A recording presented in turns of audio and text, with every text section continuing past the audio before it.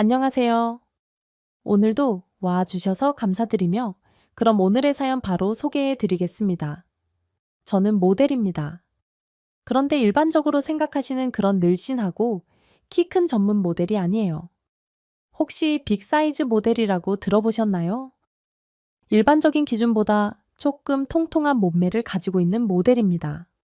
보통 의류 쪽에서 큰 사이즈 옷 사진을 찍어야 하거나 아니면 일반인 모델 중에서 사이즈가 다양한 사람을 찾을 때 모델을 하고 있습니다. 평소에는 디자인 회사를 다니며 쇼핑몰이나 회사 홈페이지 디자인을 하는 일을 하고 있지만 사실 제가 정말 사랑하는 건 모델 일이에요. 제가 모델을 한다고 하면 사람들의 반응은 둘 중 하나입니다. 거짓말하지 말라는 듯 아예 코웃음을 치며 무시하거나 아니면 대체 내까지 게 무슨 모델이냐며 끝까지 캐묻거나요. 그럴 때마다 저는 늘 환하게 웃으면서 대답합니다. 지구상에 얼마나 많은 체형의 사람이 있는데요. 저도 어디선가는 미의 기준 최상에 올라온 사람일걸요. 그리고 이 자신감은 흔히 말하는 근거 없는 자신감인 근자감이 아니라 정말 오랜 세월 쌓여온 진심의 자신감입니다. 제가 한 번도 뚱뚱하다거나 몸매가 예쁘지 않다는 생각을 하고 살아온 적이 없거든요. 그리고 그건 순전히 저희 부모님 덕분입니다. 저희 엄마 아빠는 어렸을 때부터 유난히 우량아에 가까웠던 저에게 항상 이렇게 말씀하셨어요. 물론 세상이 정해놓은 미의 기준은 있어. 그런데 미의 기준은 정말 매번 달라진다. 아주 오래전에 선사시대 때는 배가 뿔뚝 튀어나오고 뚱뚱한 사람이 미인이었고 또 어떤 시대에는 몸의 특정한 부위가 커야 미인이고 지금도 어떤 나라에서는 우리가 생각한 미의 기준과는 전혀 다른 기준을 가지고 있거든. 그러니까 네가 할 수 있는 건 그냥 지금 네 모습을 사랑하고 잘 자라는 거야. 네가 스스로 자신을 미워하지 않는 거야. 그게 가장 중요해. 그럼 어차피 죽으면 썩을 몸 건강하고 튼튼하게 다치지 않는 게 제일 중요하지. 내가 불편하거나 싫지 않으면 충분히 통통한 몸으로 사는 것도 엄마 아빠는 괜찮다고 생각해. 아이, 그리고 아빠 눈에는 우리 딸이 그 누구보다 예뻐. 아주 볼 때마다 감탄해. 내 유전자에서 나올 수 없는 세기의 미인이 어쩌다 여기에 오셨을까? 하고 워낙 어렸을 때부터 그런 말을 듣다 보니 제 마음속엔 저도 모를 자신감이 생겼었나 봐요. 학교 다닐 때도 저보고 돼지야 하마야 이러고 놀리는 친구들한테 아주 진지하게 겉으로 보이는 미의 기준에 현혹되는 건 옳지 않다고 가르쳐가며 그렇게 학창 시절을 보냈을 정도니까요. 덕분에 일반적인 미의 기준과는 좀 다르지만 저는 자존감 하나만큼은 훌륭한 사람으로 자랐습니다. 제가 첫사랑이라며 지고지순하게 1년 넘게 구애를 한 제 남편은 그런 저의 자존감을 한껏 더 올려준 사람이에요. 제 남편은 진짜 모델처럼 잘생겼거든요. 연애할 때도 저랑 같이 걸어 다니면 사람들이 힐끔 쳐다보면서 여자 봐라는 얘기는 하지 않아도 남자 좀 봐 하는 얘기는 종종 하곤 했어요. 그래서 처음엔 제 남편이 저한테 관심을 보일 때 솔직히 믿지 않았습니다. 제가 아무리 자존감이 높긴 하지만 이 사람이 나를 왜 라는 생각이 강했거든요. 그런데 제가 어디를 가나 제 눈에 항상 띄는 곳에 남편이 있는 거예요. 처음에는 이 사람이랑 왜 이렇게 자주 만나지라는 생각을 했는데 나중에 저랑 연애를 시작하면서 남편이 그러더라고요. 제가 너무 좋아서 제가 있을 법한 곳에 자기가 맴돌았고 그렇게 우연을 필연으로 만들고 필연을 운명으로 만드는 노력을 했다고 말입니다. 그 말이 저는 몹시 감동적이었어요. 사실 누군가를 사랑하려면 어느 정도의 노력은 있어야 된다고 생각하거든요. 지구상에 얼마나 많은 사람들이 있는데 우연히 만나서 숙명처럼 운명처럼 그렇게 사랑에 빠지는 게 어디 쉽겠어요. 누군가가 좋다면 그만큼의 노력을 하는 것. 저는 그게 사랑의 시작이라고 생각하거든요.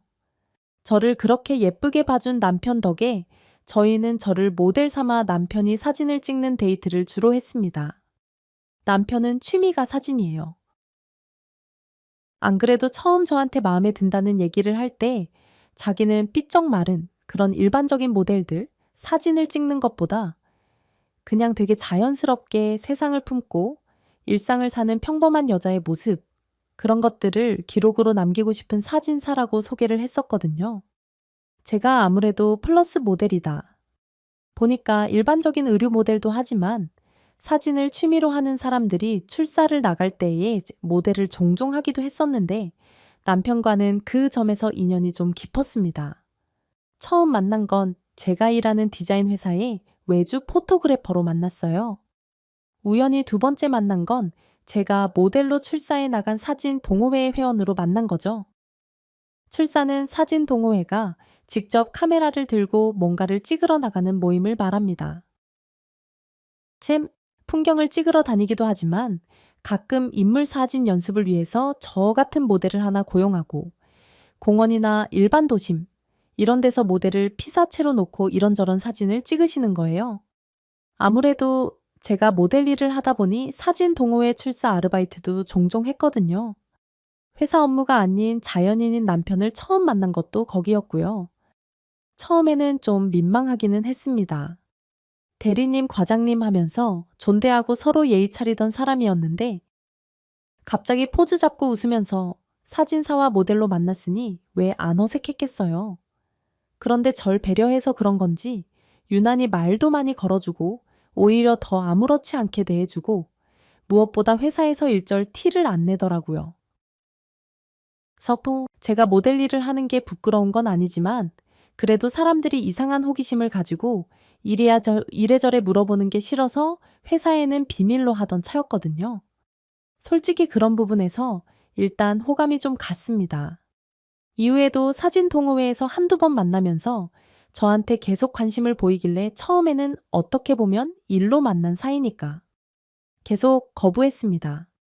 그런데 점점 남편의 진솔한 모습에 마음이 열리고 결국 남편이 저를 따라다닌 지 1년 만에 본격적인 연애를 하게 되었죠. 모델과 사진 동호회의 사람으로 만났으니 저희가 얼마나 많은 데이트를 사진과 함께 했겠어요. 남편이 찍어준 제 사진만 정말 수천 장에 달할걸요. 결혼 후에도 남편은 꼭 주택에 살았으면 좋겠다는 의견을 주더라고요. 저는 솔직히 조금 편안한 아파트에 살고 싶었거든요. 그런데 남편이 그러는 거예요. 나 취미가 사진이잖아. 지하실에 꼭 나만의 암시를 만들고 싶어. 그래서 그곳에서 평생 당신만을 찍고 인화하는 행복한 사진 생활 하고 싶어. 이렇게 예쁘게 말하는데 제가 어떻게 안 된다고 하겠어요? 그래서 결국 저희는 시내 한복판이 아닌 약간 떨어진 외곽지대에 한적한 주택을 구했습니다. 다행히도 남편의 친척분이 건축하고 몇 년 되지 않은 주택을 정말 시공비도 안 되는 금액에 저렴하게 주셔서 꽤 큰 평수의 집에 살게 되었어요. 그런데 정작 결혼을 하고 나서 남편은 제 사진을 그다지 많이 찍지 않게 되었습니다. 처음에는 제가 약간 서운하다는 듯이 왜 당신은 이제 더 이상 내 사진을 찍지 않냐고 물었는데 어느 날 남편이 그러더라고요. 피사체에게 신비로움이 남아있을 때는 사진에서 보는 모습이 훨씬 아름다워. 하지만 피사체가 완벽한 현실이 된 후에는 현실이 너무 완벽해서 사진으로 남기는 것보다 그저 현실 자체로 보는 게 훨씬 좋아. 그게 무슨 말이야. 지금의 너는 사진이라는 프레임을 씌우지 않아도 충분히 완벽하게 멋지고 예뻐서 굳이 내가 사진을 찍을 필요가 없다고. 가장 완벽한 현실에 네가 내 옆에 있는데 내가 왜 사진 속에 널 보겠냐.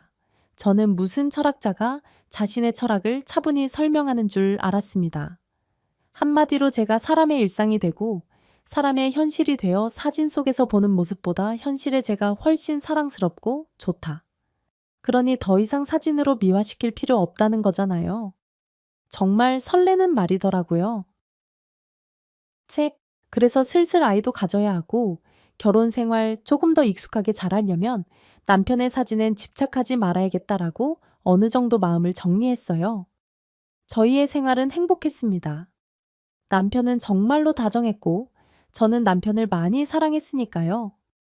그런데 딱 하나 결혼 준비를 하면서 크게 부딪힌 게 있었어요. 처음 저희가 살림을 합치는 이삿날이었어요. 아무래도 각자 자취를 하다가 신혼집에 짐을 옮겨야 하잖아요. 그런데 제 짐이 들어올 때는 남편이 굽고 출장 날짜까지 바꿔가면서 와서 짐을 함께 날라줬거든요. 그런데 남편 짐 나르는 날은 저한테 절대 알려주지 않는 겁니다. 알려주면 제가 와서 함께 짐을 나를 거고 그렇게 고생하는 게 자기는 싫다는 거죠. 처음에는 남편이 저를 정말 많이 생각하는구나. 제가 고생하는 걸 너무 싫어하는구나 라는 생각에 고마웠습니다. 그런데 제가 몇 번 그래도 아니다. 살림인데 여자 손이 가야 된다. 그리고 오빠가 쓰던 그릇이나 기타 등등 그런 부엌 살림은 내가 아무래도 정리를 하는 게 낫지 않겠냐라고 나름 합리적인 얘기를 했는데도 절대 자기 이삿날을 알려주지 않더라고요. 그런데 또 저는 약간 짓궂은 부분이 있거든요. 남편이 그렇게 끝까지 안 알려주니까 오히려 더 서프라이즈처럼 이사에 참여하고 싶은 거예요. 그래서 혼자 남편의 스케줄러를 몰래 보고 이사 날짜를 알아냈습니다. 나름 서프라이즈를 상상하면서 이사 당일 짜잔하고 나타났죠. 그런데 반응이 제가 생각했던 거와는 너무 달랐어요. 이삿짐 차에서 막 짐을 내리려던 남편이 갑자기 나타난 저를 보고 얼굴이 싹 굳더니 저를 끌고 어디론가 가더라고요. 그러고는 이삿짐 차 아저씨에게 뭐라 급하게 지시를 내렸습니다. 아니, 그랬더니 차가 갑자기 방향을 돌려서 어디론가 가버리는 거예요. 그래서 제가 너무 놀래서 물어봤습니다. 아니, 차를 왜 보내 저거? 그냥 가면 안 되잖아. 이사 안 들어올 거야. 그랬더니 남편이 왜 시키지도 않았는데 왔냐고 저한테 버럭 화를 내는 거예요. 세상에 연애하면서 남편이 저한테 화내는 거 처음 봤습니다. 너무 서운하더라고요. 그것도 제가 뭐 나쁜 짓 하는 거 급습한 것도 아니고 같이 살 사람 이사 오는 거 들어와서 봐주겠다고 한 건데 그게 그렇게까지 화낼 일인가 싶은 거예요. 정말 서운함이 뭉게뭉게 올라오다 못해 서러웠습니다. 그 자리에서 펑펑 울고 말았죠. 제가 우는 모습을 보고 남편이 당황하더니 자기가 기껏 호의를 베풀어서 오지 말라고 했는데 극후 이렇게까지 온 건 꼭 자기를 의심하는 것 같아서 순간 기분이 너무 나빴다. 우리 앞으로 부부로 살 건데 이런 식으로 합의되지 않는 돌출 행동 사실 좀 불편하다고 차근차근 설명하더라고요. 그래서 제가 이벤트였다고 나름 깜짝 놀라게 해주려고 제 딴에는 노력했다고 했더니 정색을 하면서 이러는 겁니다. 난 상대가 기대하는 걸 해줘야 이벤트라고 생각해. 이거는 이벤트나 서프라이즈가 아니라 그냥 상대방의 말을 무시하는 거라고. 그리고 알잖아. 나 계획에서 벗어난 거, 갑자기 뭔가 훅 들어오는 거 많이 불편해. 하는 거 알면서 왜 그래? 자꾸 제가 귀가 얇은 것도 있지만 듣다 보니 남편 말이 맞는 것도 같은 거예요. 하긴 연애할 때부터 유난히 그런 서프라이즈 어디선가 갑자기 튀어나오는 거, 자기 계획에 어긋나는 거, 이런 거 몹시 불편해 하던 사람이긴 했거든요. 그래서 저는 흔한 깜짝 파티 한번 못 해보고 크리스마스며 생일이며 기념일 모두 미리 둘이서 논의한 후 상세하게 계획을 짜서 그 계획에 맞춰 움직이는 거 외에는 해본 적이 없었습니다. 여행을 갈 때도 그랬어요. 처음에는 와, 여행이라는 게 이렇게 칼각으로 시간을 맞춰야 하나 할 정도로 꼼꼼하게 계획을 짜더라고요. 보통 여행 계획 꼼꼼히 짜는 사람들 보면 몇 시부터 몇 시까지는 어디서 뭘 먹고 그 다음엔 대충 이 시간대에 이동 몇 시쯤 다음 장소 도착해서 뭘 한다. 이 정도 계획표를 짜잖아요. 그런데 남편이 짜낸 시간표는 그 수준부터가 달랐습니다. 몇 분 단위로 짜여 있는 건 물론이고 이동시 도보면 도보거리 지하철이면 몇 분에 도착하는 지하철을 몇 번 게이트 몇 번 문에서 타고 어디서 내려 몇 분 걸어 어디로 도착해야 몇 번째 문에서 탈 수 있다. 이런 것까지 다 계획 안에 들어있어요. 카페를 가더라도 몇 시 몇 분에 도착해서 어느 자리에 가서 앉아야 한다가 정해져 있는데 만약 도착했을 때 그 자리에 누가 앉아 있으면 차선책도 이미 계획표에 있습니다. 반경 몇 번째 자리에 앉아 있다가 그 사람이 일어나면 바로 자리 선점하는 이런 계획이요. 처번, 혹 계획이 틀어져서 카페에 할애된 시간 동안 그 자리를 한 번도 못 앉는 날에는 이후 여행은 그냥 끝났다고 보면 됩니다. 정말 엄청나게 기분 상해하고 침울해 하거든요. 그래서 남편과 몇 번 여행을 다녀본 후에는 저는 감각적으로 예쁘게 사진 찍는 이런 감성 카페, 이런 데는 아예 계획에서 빼달라고 했어요. 굳이 사서 스트레스 받을 필요가 없으니 만날숲 들산강 이런 데 돌아다니고 사진이나 찍는 게 오히려 제 마음이 편하더라고요. 그렇게 그냥 남편이 계획성 많고 조심스러운 성격이라 그렇겠거니 했는데 그렇게 신혼집 이삿날 푸닥거리를 한판 한 다음부터는 이 사람이 정말 예상치 못한 곳에서 뭔가 튀어나오는 걸 극도로 싫어하는구나라는 사실을 깨닫게 되었습니다. 약간 강박 같다는 생각이 들긴 했지만 어쩌겠어요. 참 본인도 힘들겠죠. 그래도 저런 꼼꼼함이 있으니 일을 잘하겠지라며 인간사 다일장일단이 있다고 혼자 삭히고 이해했어요. 결국 그날 이삿짐 차는 다시 되돌아가고 제가 모르는 어느 날 남편의 짐은 모두 신혼집으로 들어왔습니다. 사실 그것도 좀 기가 막히긴 했어요. 아니 그렇게 싸웠다곤 하지만 그걸 또 굳이 돈 주고 예약한 날 취소를 하고 다른 날로 옮겨서 혼자 이사를 할 이유는 없는 거잖아요. 참 성격 특이하다고 생각했죠. 그리고 이 얘기는 사실 아무한테도 못했습니다. 제 얼굴에 침 뱉기잖아요.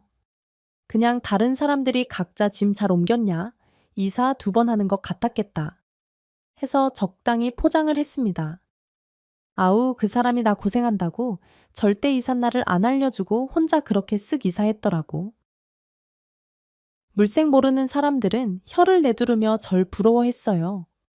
야, 네가 복이 많아서 그렇게 사랑을 받는구나. 야, 남자들 은근히 여자가 다 해주길 원하는데 넌 진짜 정말 남편 하나 제대로 만났다 오죽하면 친정엄마도 그러시더라고요.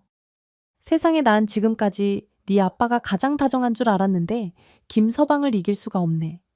아니 어쩜 사람이 그렇게 배려가 깊고 꼼꼼해. 얘 내가 네 아빠 정말 다 좋은데 무심하게 툭툭 구는 거. 그것 때문에 힘들어한 거 알지? 김서방은 그런 게 없어. 너무 신통해. 그러면서 엄마가 이런 얘기를 해주시더라고요. 결혼하기 한 달인가 2달 전에 한참 제가 회사 홈페이지 개편 때문에 정신없이 바빴던 때가 있었거든요. 결혼 준비랑 회사 일이 겹치고 제가 벌려나던 일들까지 한꺼번에 오는 바람에 도저히 다른데 신경 쓸 여유가 없었습니다. 한 2주 정도는 집에도 거의 못 들어가고 회사 근처에서 숙식 해결해 가며 일을 했던 시기가 있었어요. 그러니 엄마가 저한테 차마 이런저런 얘기는 못하고 남편한테 몇 개의 결혼에 대한 논의를 하셨었나 봐요. 그리고 아무래도 사위 사랑은 장모니까 예물이나 예단 이런 거 제외하고 선물 하나 사주고 싶다고 백화점에서 만나자고 했답니다. 점심도 먹고 그러자고 했더니 흔쾌히 날짜만 정해지면 음식점 예약을 하겠다고 하더래요. 엄마가 깜짝 놀란 목소리로 이렇게 말씀하시더라고요.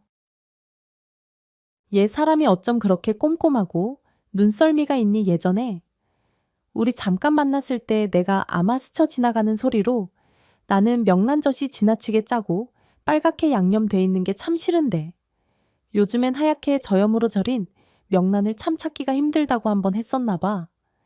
그때 우리가 한정식집에서 밥 먹으면서 명란 반찬이 나왔었나 보지. 그런데 그걸 기억하고 있었는지 점심 식사 장소를 하얀 백명란 찜이 나오는 집으로 예약을 했더라고. 내가 얼마나 감동을 했는지 그랬어. 난 몰랐네. 그리고 엄마 하얀 명란 좋아해. 빨갛게 양념해서 파마늘 넣고 무친 거. 그거 좋아하지 않아. 아이고, 딸년도 이러네. 그건 네 아빠가 좋아해서 만날 내가 그렇게 무쳐서 주는 거고. 여튼 그 이후에도 하는 얘기마다 어머님 이거 좋아하시죠? 어머님 이거는 싫어하셨잖아요. 이러면서 어머님 다음에는 어머님이 좋아하는 이거 하러 갈까요? 라며 얘기하는데 내가 다 설레더라. 네 아버지 나랑 평생 살았어도 내가 오이 냄새 싫어하는 거 아직도 모르잖니. 얼마 전에도 같이 등산 갔는데 나한테 아유 무겁게 뭐하러 물 갖고 가냐고. 오이나 2개 똘똘 말아가자 그러길래 내가 짜증냈었거든. 당신은 나랑 40년 넘게 살면서 어떻게 아직도 내가 오이 싫어하는 거 모를 수가 있냐고 그랬더니 네 아빠는 또 그랬어. 하고 넘어가는 거야. 그런데 나랑 딱 한 번 밥 먹은 김서방은 어머님 나로이 싫어하시잖아요. 라면서 음식에 얹혀져 있던 오이를 자기가 다 가져가더라고. 얘 나 너무 감동했잖아. 너 복 받았어. 그렇게 네 얘기에 귀 기울여주는 남자 찾는 거 쉽지 않다. 엄마 얘기를 듣고 나니 그 사람의 까다로움 혹은 예민함에 조금 힘들어했던 제가 너무 과민 반응이었나라는 생각이 들었습니다. 엄마가 그렇게 들떠서 행복해 하시는 거 몹시 오랜만에 보는 일이었거든요. 그렇게 제 주변 사람들은 아주 입이 닳도록 칭찬을 했지만 솔직히 말하면 순간순간 저는 여전히 찜찜함을 감출 수가 없었습니다. 사실 주변에서 저한테 무난하기가 부처같다. 이 정도면 사람이 아니다. 그냥 나무 아니냐라고 할 정도로 수더분하고 주위 상황 변화에 별로 타격이 없는 성격이기는 한데 그래도 저 여자거든요. 서운한 것도 있고 나름대로 눈치코치라는 게 있습니다. 어쩐지 뭔가 깨름칙하면서 앙금 한 숟갈이 남은 것 같은 찜찜함이라고나 할까요? 그런 게 마음 저 깊은 곳에 가라앉아 있는 것 같더라고요. 그럼에도 시간은 흘렀고 남편의 꼼꼼하다 못해 질리는 계획표대로 무사히 결혼식도 마무리했습니다. 결혼 후에도 남편은 모든 게 완벽했어요. 특히 제 기분을 읽는 데는 누구보다도 뛰어났습니다. 제가 가장 놀란 것 중에 하나는 제가 어디서 뭘 하든지 남편이 늘 저를 지켜보고 있다는 느낌이었어요. 무언가 부엌에서 하다가 혼잣말로 어라가비가 어딨지 내가 어디다 놨더라라는 소리가 들리는 순간 어디선가 남편이 나타나 저에게 가위를 찾아주어 줍니다. 제가 또 요리를 하다가 혼잣말처럼 마늘이 있던가 마늘을 사해 와야 되나라고 중얼거리면 남편이 또 어디선가 나타나 마늘 여기 있어라고 마늘을 손에 쥐어주는 거죠. 만약 집에 없는 거면 슬그머니 나가서 사다 주기까지 하거든요. 물론 이럴 때는 한 번씩 잔소리를 합니다. 왜 꼼꼼하게 기록해서 떨어지기 전에 장을 안 봤냐? 네가 써놓을 테니 이번에는 꼭 사라. 이런 종류의 잔소리죠. 하지만 이런 잔소리 정도는 충분히 감수할 수 있을 정도로 누군가의 시선 안에서 보호받는 느낌을 받는다는 건 생각보다 편안하고 아늑한 것이더라고요. 제가 남편을 사랑하는 또 다른 이유 중에 하나는 이렇게 남편이 저의 진정한 보호자 같다는 느낌 때문입니다. 저 사실 엄청난 트라우마가 하나 있거든요. 제가 고등학교 때 지금보다 훨씬 더 통통했을 시절인데 그때 엄청난 스토킹을 당한 적이 있어요. 얼마나 무서웠는지 몰라요. 저 미성년자였던 거잖아요. 한번 상상해 보세요. 누군가가 끊임없이 나의 일거수일투족을 살펴보면서 너 오늘 예쁘다. 오늘 입은 치마가 어제 입은 것보다 예쁘네. 어제 든 가방 너한테 잘 어울렸는데 왜 오늘은 그 가방을 들었니? 이런 쪽지를 끊임없이 집 우편함에 누군가가 넣어 놓는다면 어떠실 것 같아요? 저 그것 때문에 학교를 1년간 휴학했었습니다. 그리고 복학한 후에도 계속 스토킹이 이어져서 결국 엄마 아빠가 저를 몰래 전학 수속 밟아 주셨거든요. 이사를 가고 전학을 간 후에야 스토킹은 멈췄지만 스토킹에 시달리던 그 1년 반의 기억은 저한테 완전히 도려내서 삭제해버리고 싶을 정도로 무섭고 아픈 기억으로 남아 있습니다. 그런데 남편은 처음 저를 만날 때부터 몹시 조심스럽게 저에게 다가와 그랬거든요. 첫사랑이라고 제가 너무 좋다고 말입니다. 물론 처음에는 받아들이질 못했죠. 1차적으로 저한테 누가 제게 관심을 기울이는 것에 대한 트라우마가 있기도 하고 말했다시피 일로 만난 사이였으니까요. 그래서 매번 저한테 예쁘다, 매력적이다. 첫눈에 반했다고 하는 남편의 말도 믿을 수가 없었습니다. 그런데 그 사람 정말 변하지 않더라고요. 오랜 시간 꾸준히 행동으로 자기가 보호자인 것을 증명해주는 남편을 보며 마음을 열었던 거죠. 사실 남편이 아니면 제가 과연 남자를 믿고 만날 수 있었을까라는 생각을 가끔 하기도 합니다. 결혼 후에는 남편의 의견을 존중해서 모델 일을 줄이면서 오히려 회사에서 하던 디자인 업무를 기반으로 프리랜서 생활을 시작했어요. 아무래도 디자인은 집에서 외주를 받아서 할 수 있는 일이기 때문에 굳이 출퇴근을 하지 않고 제가 본 직업만큼이나 사랑하는 모델 일과 병행해서 할 수 있다는 장점이 있었거든요. 남편은 계속 직장을 다니고 있었고, 결국 저는 집에서 프리랜서로 일을 하게 된 셈이죠. 사실 처음에는 남편이 좀 반대를 하긴 했어요.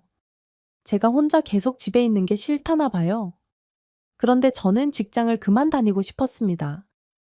모델과 회사 일을 병행하는 게 힘들었고, 오히려 사랑하는 건 모델 일이었어서 어딘가에 매여 있으면 그 일을 못할 것 같았거든요. 그래서 남편에게 직장에서 일하는 것처럼 우리 집 방 하나를 사무실로 삼아 거기서 꼼짝 않고 일 열심히 할 테니 허락해 달라고 몇 날 며칠을 설득해서 간신히 프리랜서로 일을 시작했습니다. 처음 3편 4개월은 저도 남편도 서로에게 서로를 증명하는 시간이었어요.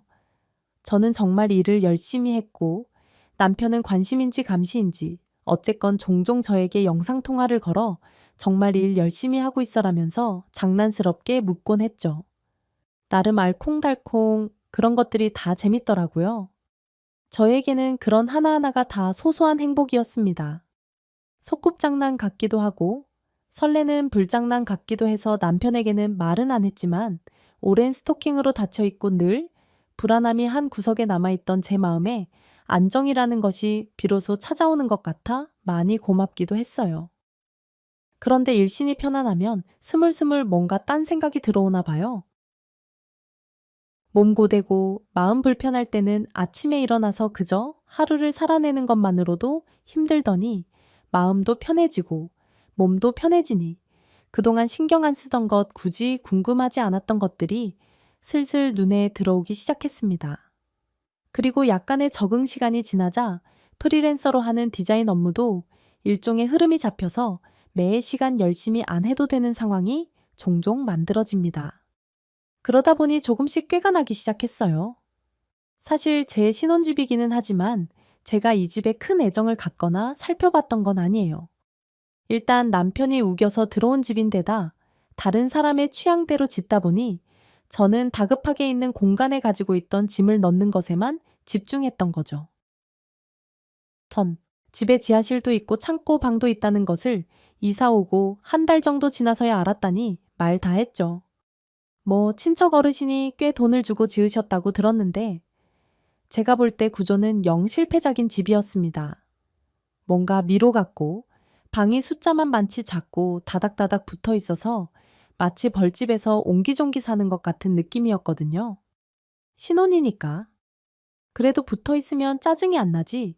좀 더 나이 들면 방 숫자가 적더라도 시원하게 빠진 그런 집을 가고 싶다는 생각을 이사 첫날부터 했으니 말 다 했죠. 뭐 그런데 이런 저와 달리 남편은 이 집을 너무나 사랑했어요. 특히 지하실을요. 자기만의 암실을 꾸민 그곳을 남편은 단 한 번도 제게 보여주지 않았습니다. 저도 모르지는 않았어요. 사진 세계의 암실이란 약간 성전 같은 곳이고 남들에게 오픈하면 안 되는 곳이기도 합니다. 그리고 늘 어두운 곳, 어두움을 유지해야 되고 습도와 온도가 일정해야 해서 함부로 누군가가 들락거리면 안 되는 곳이라는 걸 충분히 저도 알고 있어요. 저 그래도 나름 사진 모델 8년차 베테랑이잖아요.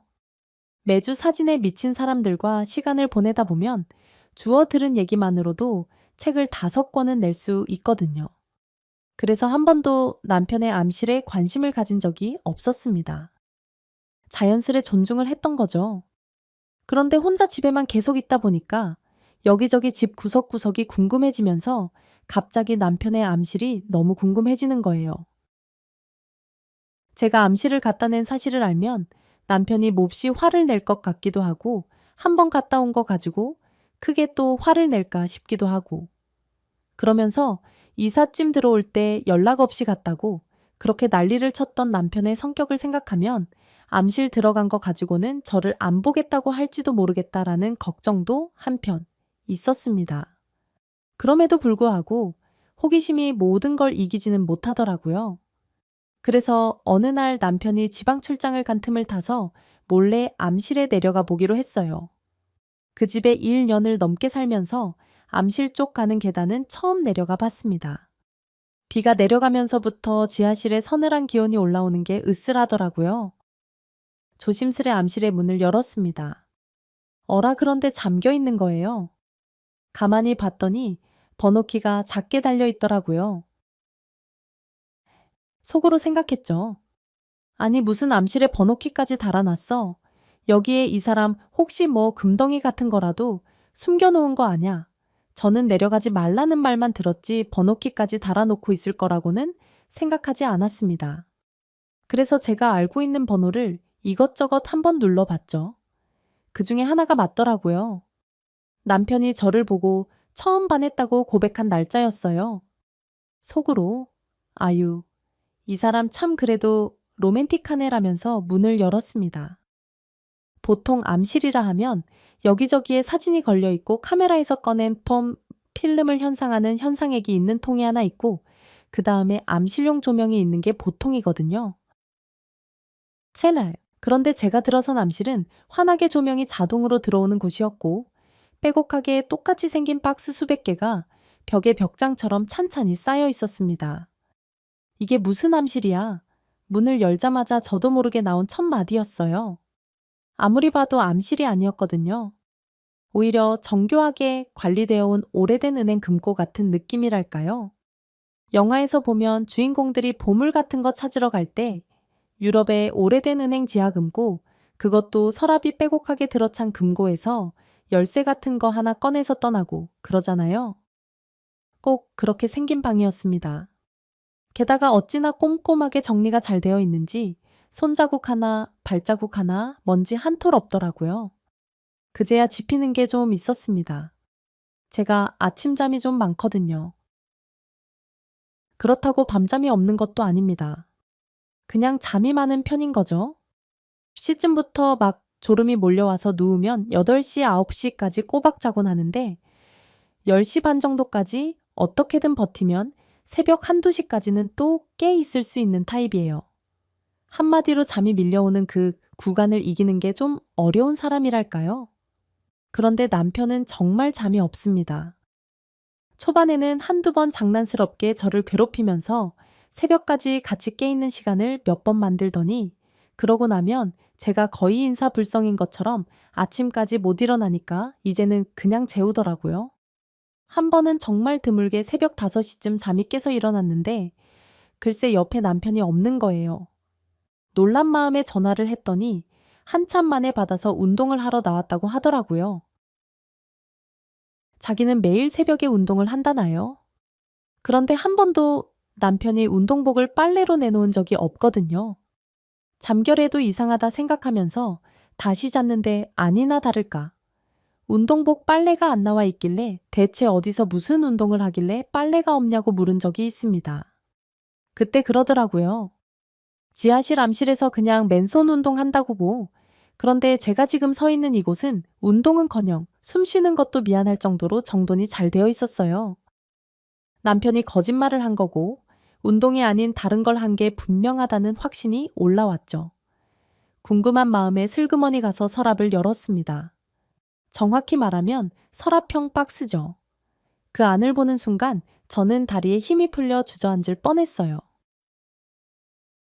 한 여자의 이름과 생년월일, 그리고 계속해서 바뀐 전화번호인 듯 줄로 쭉쭉 그어진 번호 아래 가장 최근에 쓴 듯한 글씨로 또 전화번호 하나가 적혀 있었습니다. 가장 기막혔던 건 번호가 아닌 빼곡한 내용물이었어요. 여자를 수백 장 찍은 사진이 아주 차곡차곡 정리되어 있더라고요. 난생 처음 보는 여자였습니다. 그리고 아래는 몇 년부터 몇 년까지라는 연도까지 있었어요. 너무 놀라서 다음 박스도 열어보았습니다. 또 다른 여자가 역시나 다른 연도로 적혀 있더라고요. 마찬가지로 업데이트된 전화번호들과 함께요. 그렇게 수십 개의 박스를 하나씩 열어보고 저는 그제야 비로소 모든 여자들이 남편이 스토킹을 하며 몰래 사진을 찍은 여자라는 사실을 알았습니다. 그런데 제가 아무리 무딘 성격이지만 그래도 여자로서의 촉이 있고 느낌이 있고 감이 있다고 말씀을 드렸잖아요. 갑자기 저의 고등학교 시절이 떠오르면서 소름이 쫙 끼쳐 올라오더라고요. 가만히 연도를 되짚어가며 박스를 역순으로 계산하니 대충 제가 고등학교 시절의 연도 박스 위치가 보이더라고요. 조심스레 박스를 열었습니다. 제가 처음에 연 박스에는 저와 친하게 지냈던 친구의 사진이 들어 있었어요. 그 친구도 저보다 1년 먼저 스토킹 때문에 전학을 갔었거든요. 친구의 바로 뒤를 이어 저를 누군가가 스토킹하는 바람에 제가 고생을 했던 거고요. 벌벌 떨리는 손으로 친구의 바로 아래 그 다음 타깃이라고 짐작되는 사람의 박스를 열었습니다. 그리고 저는 자리에 그만 주저앉고 말았어요. 저의 고등학교 시절이 거기 고스란히 들어있더라고요. 천천히 사진들을 봤습니다. 공포스럽게도 사진 사이사이에 제가 받았던 수많은 무서운 쪽지들이 하나하나 샌드위치처럼 겹쳐져 있었어요. 이 사진을 찍은 날, 이 쪽지를 보냈고, 저 사진을 찍은 날, 저 쪽지를 보냈다라는 남편 나름대로의 표식이었던 거죠. 손발이 다 벌벌 떨리더라고요. 제가 처음으로 모든 긍정 파워를 버리고 이제는 그만 살고 싶다라는 생각을 하게 만들었던 사람이 저랑 1년간 함께 살아온 남편이라는 사실에 모골이 송연해졌습니다. 일단 거기 있는 것들을 남편에게 들킬 수는 없어서 대충 집히는 대로 핸드폰으로 사진을 찍은 후에 제자리에 정리해 놓았어요. 올라와서 일단 물을 마시고 심호흡을 했습니다. 머릿속에서 믹서기가 돌아가는 것 같이 혼란스러웠지만 이럴 때일수록 정신을 차려야 한다고 혼자 중얼거리며 제 뺨을 5번쯤 찰싹찰싹 치며 정신을 가다듬었어요. 잠깐만, 그런데 내가 마지막 박스가 아니었잖아. 심호흡을 한참 하며 정신을 가다듬고 나니 그제야 제 사진이 있었던 위치가 끝이 아니라는 게 생각났습니다. 입구에서부터 4번째 줄이었거든요. 그렇다면 앞에 3번째 줄은 제 이전에 스토킹을 했던 사람들이라는 거고, 오른쪽 제일 끝은 최근까지 스토킹을 당한 사람들이라는 짐작을 참 할 수가 있는 거잖아요. 하긴 제가 고등학교 때 당한 거니까 그 이후 20여 년간 얼마나 많은 여자가 저와 같은 피해를 당했겠어요. 제대로 벌벌 떨리는 다리를 손으로 꽉 찍어 누르며 다시 지하실로 내려갔습니다. 그리고 제일 끝에 있는 서랍 쪽으로 갔어요. 제일 마지막 상자는 이전에 있었던 상자들보다 확연히 사진이 적었습니다. 그리고 사진의 느낌이 어쩐지 비교적 최근일 것 같았어요. 그제야 느낌이 왔습니다. 이 남자 지독한 스토커구나. 그리고 지금 이 여자가 예전에 나한테 했던 것처럼 이 사람이 스토킹하는 여자로구나 하는 걸 말입니다. 꼼꼼한 남편의 성격답게 그 사진 박스 안에는 모든 여자들의 연락처가 있었어요. 저는 그날부터 며칠에 걸쳐서 남편이 모르게 그 사진 박스 안에 있는 최근 1년간의 여자들 연락처를 하나씩 수집하기 시작했습니다. 그리고 가장 사진이 적었던 그 여자에게 먼저 전화를 했죠. 전화가 몇 번 울려도 받지 않던 여자가 너무나 겁에 질리고 조심스러운 목소리로 10번쯤 제가 전화했을 때 덜덜 떨면서 받더군요. 여보세요? 안녕하세요. 전화를 건 상대가 여자라는 걸 알자마자 그녀의 목소리에 긴장이 풀렸습니다. 저는 크게 심호흡을 하며 그녀에게 천천히 말하기 시작했어요. 제가 정말 지금부터 하는 말이 이해가 안 되시겠지만 저 김영민 씨랑 비슷한 일을 겪은 사람이거든요. 혹시 잠깐 만나주실 수 있을까요? 그랬더니 상대방 여자가 정말 반색을 하며 목소리를 이 옥타브쯤 높인 채 저한테 이러는 겁니다. 당신도 그 자식이 스토킹 하나요? 참담했어요. 차마 전화로는 당신이 얘기한 그 스토커 자식이 내 남편이다라는 말을 못하겠더라고요. 그래서 일단 저희는 만나기로 했습니다. 더운 날씨에도 여자는 머리부터 발끝까지 꽁꽁 싸매고 나왔더라고요. 주변을 둘러보면서 슬그머니 저를 힐끔거리길래 제가 먼저 다가갔어요. 김영미 씨죠? 네, 그런데 정말 피해자세요. 왜 자꾸 물어보세요? 그 악랄한 새끼가 다른 여자 써서 절 불러낸 적이 한두 번이 아니거든요. 중고 거래한다고 불러내서 나가보면 어느새 그놈이 절 사진 찍은 게 배달 오고 정보 알려준다고 해서 망설이다. 나가면 또 그 장면도 사진이 찍혀 있고 그 말을 하면서 여자분은 온몸을 사시나무 떨듯이 덜덜 떨고 울기 시작했어요. 그 마음이 전해지더라고요. 혹시 이번에도 스토커가 사진을 찍기 위해 세팅한 부대일지도 모른다는 두려움을 안고 그럼에도 불구하고 잡을 수 있는 증거가 이거밖에 없으니 더운 날 머리끝부터 발끝까지 똘똘 싸매고 나온 것이었겠죠. 저도 피해자 맞아요. 전 고등학교 때 이 사람한테 당했어요. 정말 결정적인 증거들을 찾아서 알려드리러 온 거예요. 그제야 그 여자가 고개를 들고 저를 빤히 바라보았어요. 제가 말없이 다시 한번 고개를 끄덕였습니다.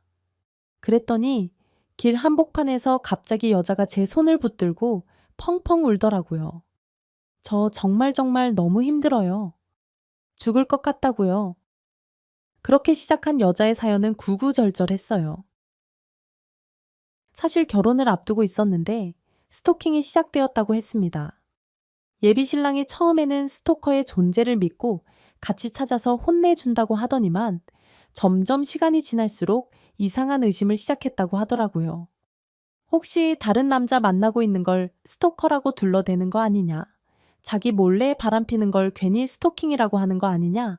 아니면 혹시 자기를 의심하거나 떠보고 싶어서 있지도 않은 스토커의 존재를 만들어 괜히 자기를 시험하는 거 아니냐 하면서 나중에는 오히려 남편 될 사람이 자기를 의심하고 이상한 눈으로 봤다고 했어요. 아무리 말해도 한 번 시작된 의심은 뿌리가 깊어지기만 하고 결정적으로 남편의 회사로 이 여자분이 속옷만 입고 집에서 빨래를 개고 있는 사진이 배달되면서 파혼이 진행되었다고 하더라고요. 자기에게 그런 속옷이 있지도 않고 앉아서 빨래를 갠 적은 있지만 대체 그 사진이 어떻게 찍힌 건지 알 도리가 없어 속이 답답해 죽을 뻔했다며 이랬습니다. 어쨌건 멍청한 남자친구는 그 사진을 철석같이 믿었고요. 제가 자기를 두고 바람을 피거나 두 집 살림을 한다고 생각하더라고요. 저도 저한테 그런 의심하는 사람 결혼 못 하잖아요.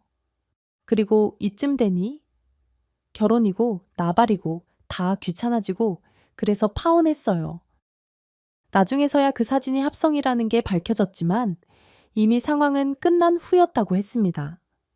파혼 때문에 집에서도 스토킹에 대한 걸 알게 되고 다들 걱정하는 한편 대체 밖에서 무슨 짓을 하고 다녔기에 스토커가 붙냐는 식의 이상한 시선도 시작되었다고 하네요.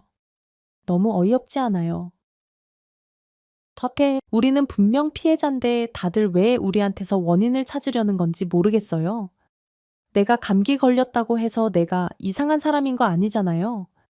감기 바이러스가 그냥 나에게 온 거지. 아무도 감기 걸린 사람에게 너는 대체 뭐 하고 다녀서 어떤 짓을 하고 다녀서 감기 걸린 거니라고 묻지 않으면서 왜 우리한테는 그런지 모르겠어요.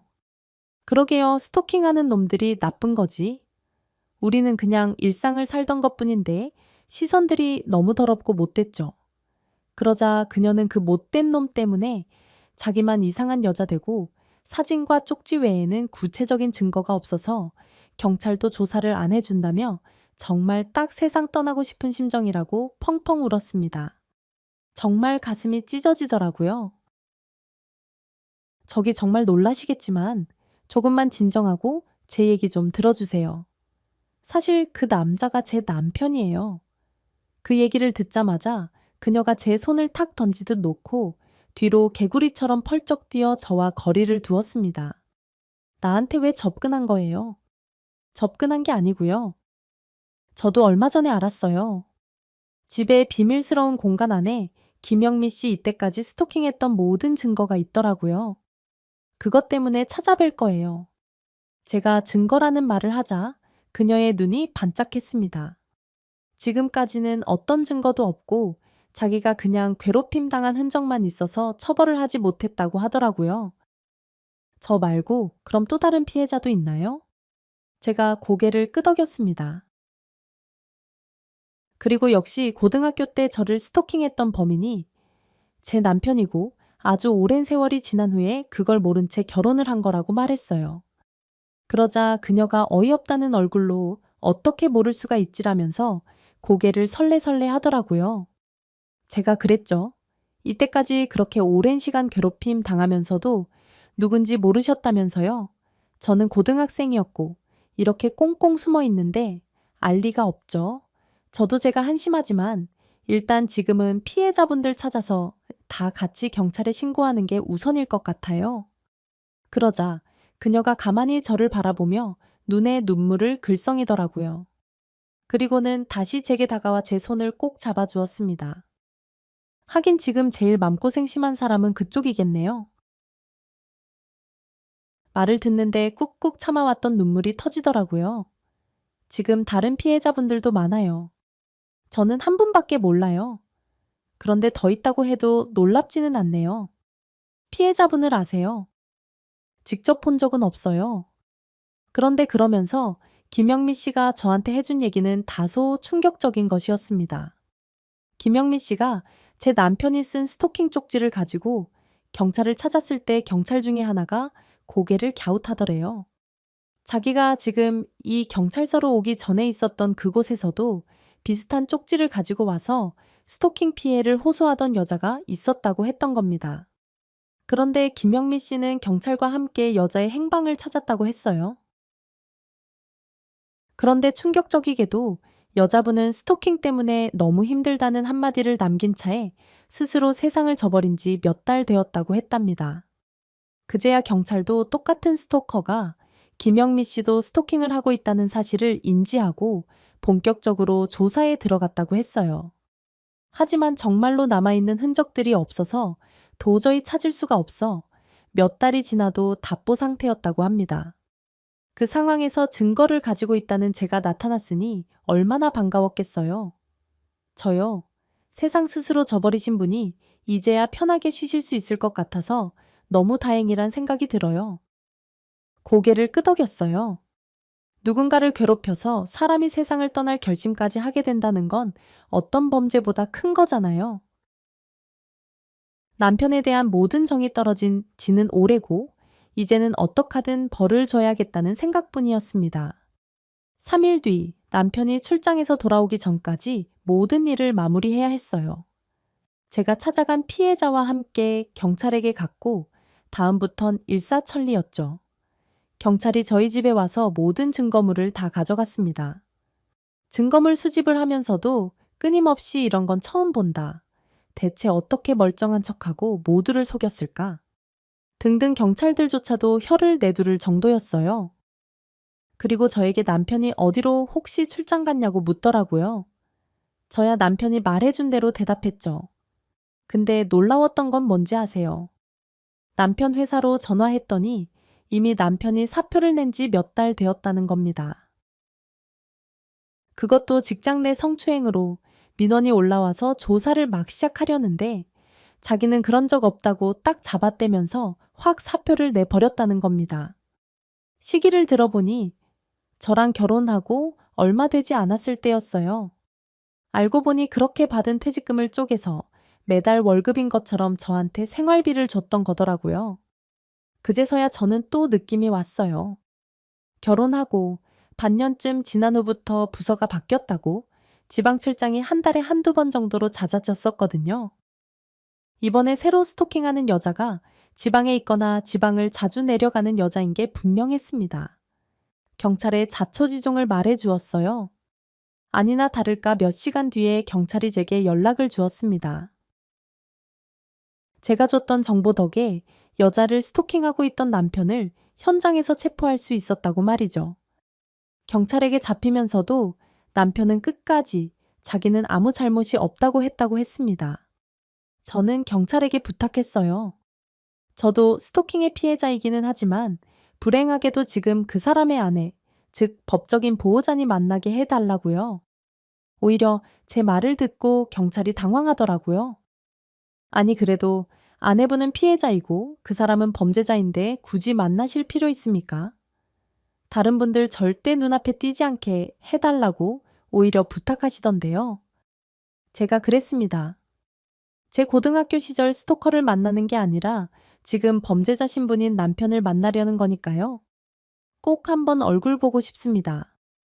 이후에는 안 봐도 좋아요. 경찰이 고개를 갸웃하면서도 남편을 경찰서로 데리고 온 이후 저한테 연락을 하더라고요. 제가 남편 앞에 서자 그 사람은 세상에 정말 뱀처럼 번들거리고 무서운 눈으로 저를 쳐다보았습니다. 왜 그랬냐는 말은 들을 필요 없을 것 같고, 하지만 그래도 하나는 묻고 싶다. 왜 나랑 결혼했어? 그랬더니 남편이 킥킥거리고 웃더라고요. 너무 기가 막혔죠. 이 와중에 웃음이 나오나 싶었습니다. 너랑 왜 결혼했냐고. 너무나 간단하잖아. 뚱뚱하고 못생겼는데 너 같은 여자한테 좋다고 쫓아다니는 남자가 있었다는 거. 너도 은근히 좋아했던 거 아냐? 말이 스토킹이지 사실은 지독한 사랑일 수 있어. 어이가 없더라고요. 사랑을 서로 주고받는 거야. 그렇게 혼자만의 마음으로 집착하는 건 범죄고 피해라고. 다들 왜 그렇게 얘기하지? 나는 그렇게 생각하지 않아. 나는 모두에게 사랑을 줬고 가장 못난 네가 내 사랑을 받아줬을 뿐이야. 그러니까 결혼했지. 네가 내 사랑을 받아줬잖아. 그제서야 느낌이 오더라고요. 이 남자 정상 아니구나. 정신병자구나. 그래, 내가 정말 마지막 신뢰 같은 희망으로 진심이라는 게 코딱지만큼이라도 있었나 싶어 얘기를 하려고 했구나라는 게 말입니다. 옆에서 같이 참관하던 경찰도 어이가 없다는 듯 입을 턱 벌린 채 가만히 남편을 보더라고요. 그러면서 남편이 저한테 그러는 겁니다. 나의 성전을 무너뜨렸으니 나는 너를 앞으로 평생 용서하지 않겠다고 말이죠. 예전 같았으면 아마 저는 저 말을 무서워했을 거예요.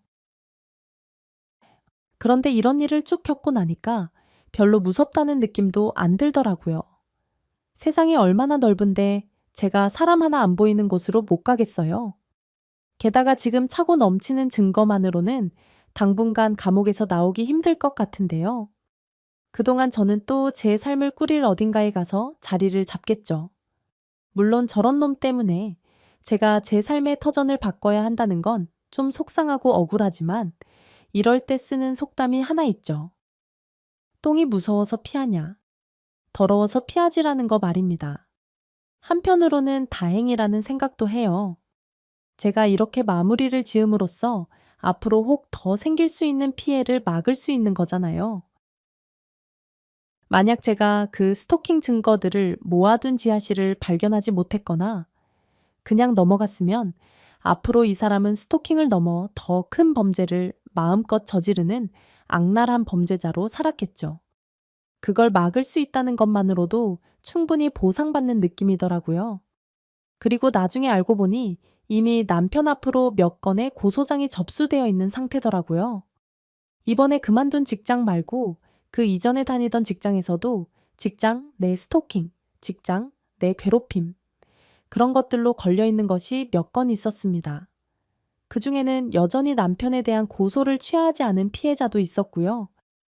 어쨌건 저를 괴롭혔던 스토커와 결혼한, 저의 마지막은 스토커와 이별하고 완전히 인연을 정리하는 것으로 흘러갔습니다. 아, 이 사건의 대미를 장식한 건 저의 시부모님이었어요. 시부모님은 남편이, 아니 그 스토커 놈이 오래전부터 스토킹하는 걸 알고 계셨더라고요. 알면서도 숨기고 오히려 저한테 그냥 사진만 찍어 모으는 걸 뭐 그렇게까지 신고까지 해서 애를 콩밥 먹이고 전과자를 만드냐고 원망하는 겁니다. 제가 너무 어이가 없어서, 아니 범죄 사실을 알고도 은폐하셨으면 부끄러운 줄 아셔야지. 대체 이게 무슨 적반하장이냐고 따지자. 글쎄 뭐라고 하는 줄 아세요? 사진이라도 찍게 해줘야 걔도 숨쉬고 살지. 안 그러면 그 잔인하고 무서운 성격 어디로 트일지 몰라 자신들도 늘 불안해했다는 겁니다. 알고 보니 원래 어렸을 때부터 집착이 심하고 잔인한 구석이 있어서 집에서 키우는 개 고양이를 괴롭히고 엄마 아빠 앞에서 자기 학대나 자해를 하곤 했는데 어느 날 카메라를 손에 쥐더니 그게 멈추더라네요. 처음 모든 못된 성질과 집착이 카메라에 집중된 거겠죠. 그때부터 카메라만 옆에 있으면 공부도 열심히 하고 엄마 아빠에게 성질도 안 부리고 잔인한 짓도 잠잠하니 시부모님은 모든 해답이 카메라에 있다고 생각해서 전폭적으로 지원을 하셨던 겁니다. 어리석은 모성가에 부성애가 키운 괴물이었던 거겠죠? 아마 당분간은 어떤 사람도 만나지 못할 것 같아요. 제가 처음 스토커돔이 성전처럼 꾸며놓았던 공간을 봤을 때 느꼈던 소름 끼치는 공포가 여전히 잊혀지지 않거든요.